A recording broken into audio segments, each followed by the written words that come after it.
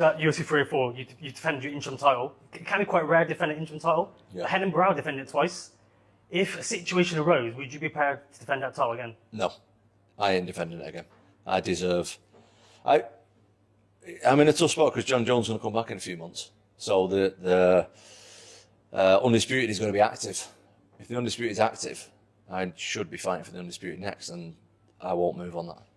Obviously, you called out Jon Jones in the cage after the fight. Very respectful. Have you seen his message and response? Yeah, I've seen it. Jon Jones still needs to sign on a dotted line saying he's going to fight me. He can say whatever he wants. Saying stuff and doing stuff is completely different. So, if you're watching, John, you're invited. Turn up because I'll be there. If you sign up, I'll be there. You also talk about like the activity you wanted to fight. A name that's been mentioned is Alex Pereira. Yeah. Is that fight you actually think could happen? If it's for the Undisputed title, yeah, I'll fight anybody. Fight anybody for the Undisputed title. That's what I deserve. I deserve to fight for the Undisputed title next. So that's where that's going to be our next move for sure. If Jon Jones had the chance of fighting you... Tom Aspinall delivers a chilling warning to Jon Jones and the rest of the UFC champions. 2025 could be a year of massive changes in the UFC, with predictions suggesting that 7 champions may lose their belts, including the legendary Jon Jones. The stakes have never been higher. Let's break it down. Jon Jones reacts to Tom Aspinall beating Curtis Blades. Tom Aspinall TKO'd Curtis Blades in a minute at UFC 304. After his fight, he wasted no time calling out Jon Jones, saying, "Hello, Jon. I've got nothing against you personally, but I just think I'm better than you. I just know that I can beat you in a fight, so I'm coming for you." Jon Jones has now responded to the call-out, saying, "Supplying the month at its finest. I love it." Jon Jones, widely regarded as the greatest mixed martial artist of all time, is now facing a challenge unlike any he's encountered before. After reclaiming his heavyweight title with a dominant victory over Stipe Miocic, the MMA legend could be on a collision course with Britain's Tom Aspinall. The interim champion has made his intentions clear, openly calling for a unification of the belts and sending a bold message to Jones. "I'm coming for you." But Jones isn't alone in the fight for survival. 2025 may be the year when 7 UFC champions lose their belts. Let's break it down, starting with the heavyweight division. You know, this is an interim heavyweight title fight. Can you confirm the plan is the winner of Tom Aspinall and Curtis Blades fights the winner of Jon Jones, Stipe Miocic? Absolutely. Jon Jones, widely regarded as the greatest fighter to ever step into the octagon, made a triumphant return in late 2024 with a stunning victory over Stipe Miocic. However, his next challenge could be his toughest yet. Tom Aspinall, the British interim heavyweight champion, has been relentlessly calling out Jones for a unification bout. Aspinall's speed, precision striking, and elite grappling make him a unique threat. Unlike many of Jones' past opponents, he's a well-rounded heavyweight who can match Jones' fight IQ. And with Jones hinting at retirement, the UFC is likely to offer him a payday too huge to resist.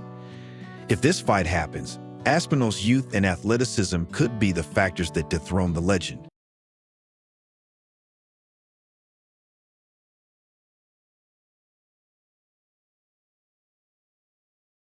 Do you want to, go after these title defense records? Do you want double champ status? What do you ultimately want your reign to be? Yeah, listen, I want to do what is expected, because do I want double champ status? Absolutely. But I'm willing to earn that. If there's contenders that make sense, I don't want to fight contenders that doesn't make sense. Fighting Israel Adesanya makes sense. Fighting guys that deserve the title shots makes sense. When you say contenders that don't make sense, do you mean fighters like Hamzat, who maybe haven't fought a middleweight ranks, because he's also tweeting like "see you soon" and referencing UFC 300? Yeah, but he said that to Jon Jones, so I mean, who takes that guy serious? Darren Till had a breakout year in 2024, capturing the middleweight title by defeating Sean Strickland and successfully defending it with a stunning submission over Israel Adesanya. However, his reign faces a terrifying challenge in 2025 from Khamzat Chimaev. The undefeated wrecking machine has been unstoppable since joining the UFC, with his dominant win over Robert Whittaker at UFC 308 solidifying him as the division's most dangerous contender. While Duppy is a skilled striker and grappler, Chimaev's relentless pressure and elite wrestling could overwhelm him. If Duppy wins his rematch against Strickland, a showdown with Chimaev seems inevitable, and it's hard to see anyone stopping Boers in his prime. Just look at his size, his power, and his relentless pace. Look at him, look at his size, and now look at Dricus du Plessis. That dude's huge. He's huge. Him and Sean Strickland is gonna be fun. That's gonna be fun. That's gonna be That's fun. gonna be fun. That's gonna be a fun fight. Because Dricus is. I didn't think he was good. Oh my God. I was always hard on Dracus, and then now I'm looking at him like, well, he beat Robert Whittaker, who is the man, and he beat him down. He's big, man. He's huge. He's so big for that weight class. But Sean Strickland impressed me so much in that Adesanya fight. I was like, my God.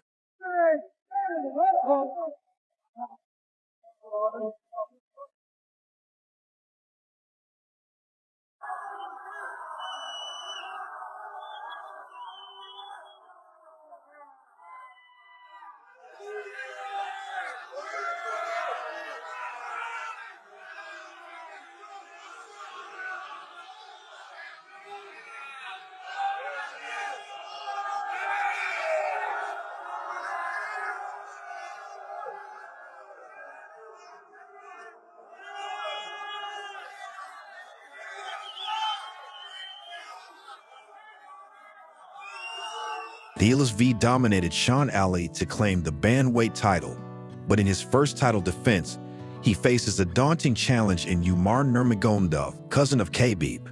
Umar's elite grappling and submission skills make him a nightmare matchup for any champion. While DLSV's pace and cardio are unmatched, Nurmagomedov's ability to control opponents on the ground could prove to be the deciding factor. This fight could mark the beginning of a new Nurmagomedov dynasty in the UFC. How do you think you beat Shavkat? A lot of people like to say, you know, you had all that aura going into the last fight. Maybe you lost a little bit of it. I'm sure you got 5 rounds of knowledge to work off now. Do you feel even more confident in winning that fight now? Yeah, I mean, I was confident before the fight. So now you just gave me an extra 25 minutes to watch you and see what you do. And for us, I don't look at it as far as, you know, everybody thinks that he's a RoboCop, right? He's a robot. He's going to walk through you. The fact that he didn't walk through him, everybody thinks he's touched now. But we don't look at that. We look at patterns. We look at our strategy and what we thought before the fight was going to work. And then we saw it play out in that fight, and we think it's still going to work. I don't think he's ever fought anybody like me. There's not a lot of guys that ever fought anybody like me. So once you get in the cage with me, it's different. And I think that he's going to get in the cage with me. He's going to realize it's different, and there's levels to this. I'm going to show the world that there's levels to this. I'm going to show the world why I'm the best one. Bilal Muhammad shattered British hearts by defeating Leon Edwards, but his title reign is already in jeopardy. Shavkat Rakhmonov, the undefeated Kazakh sensation, is next in line. Rakhmonov's ability to seamlessly blend striking with grappling makes him one of the most well-rounded fighters in the division. When these two collide, it could very well mark the end of Muhammad's championship reign. This is impossible.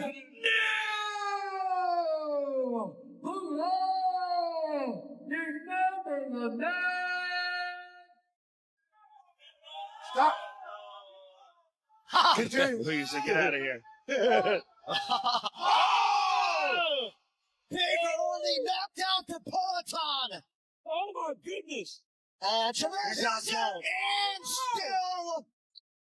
Alex Pereira had an incredible 2024, successfully defending his light heavyweight title 3 times, but his biggest test is yet to come. Magomed Ankalev's elite grappling presents a significant challenge to Pereira, who has yet to face a wrestler of Ankalev's caliber. Even if Pereira manages to survive Ankalev's attack, the 37-year-old champion may consider moving up to heavyweight, potentially vacating his title. Excuse me, take on defense. Oh, there's the hook. There's a nice entry. Low single. Nice, she's gonna get it. Steps on that back leg. Yes, yeah. Beautiful. Straight to side move. And that was difference. Listen. Android will go in confidence big time. Now she's got it on the single leg. She's rocking that leg on. And she finishes it. She wants to shit. Very good. So that's 2 single legs. Oh, look at this finished. And with those single legs, she's able to transition to these grappling positions so nicely. And she's got her belt right here for her daughter since she sees so. She doesn't. She goes to take she's going to try to go behind guillotine. She did a beautiful job of getting back to her feet. This could be deep here. She doesn't have her hands locked. Arm in guillotine. Is it under the chin? It's hard to see Under the from chin, here. her hands are not locked, so she's trying to lock. Jung Wai has been a dominant force in the strawweight division, but Tatiana Suarez is a different kind of threat. With her relentless wrestling and submission skills, Suarez has the potential to end Wai's reign when they meet at UFC 312. Nice knee. Oh, there's the lead kick. Wait for you to get it A on nod your from own. Kylan Curran, but he certainly hits her. Over the Oh! top. Stop, pop out and staying still. The legs went from that counter up. Lands heavy on that lead leg, but she follows it with a really powerful right hand. Damn right, And now it's all on. I am like so I got to win. Break bread with the enemy. No matter how many times I break bread with a Counter from Honda. Oh, big punches from Knight. I think I said this last time. Said freeze. So won't be the Michelle, one man, with the looking for knuckles help. beats. Please. Nice throw kick to the mid, and now it's 3-4 combination. Stay out my way. Motherfuckers gonna The speed.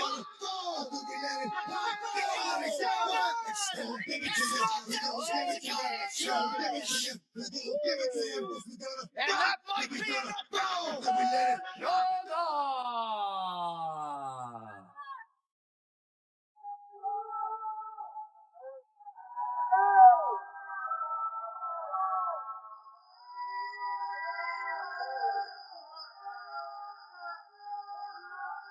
Juliana Pena reclaimed her bantamweight title, but with Kayla Harrison waiting for her shot, time is running out. Harrison's Olympic-level judo and ground control make her a formidable opponent, and if Amanda Nunes returns from retirement, Pena could face an even tougher challenge. 2025 could be the year that redefines the UFC landscape with 7 champions at risk. Who will hold on to their belts and who will fall? Let us know your predictions in the comments, and don't forget to like and subscribe for more UFC updates. Of course. Okay. Jon Jones is Because actually mine. nobody is like him. Nobody. He beats a lot of guys, he beats the monster. I would do the work all my training, and we did with Alex. I know how good he did. Jon Jones, the man who defeated legends, conquered monsters, and made it all look effortless. But hold on, is Jon Jones truly the GOAT, or is there someone poised to take that throne? Khamzat Chimaev has a bold take on Jones' legacy that could shake the MMA world to its very core.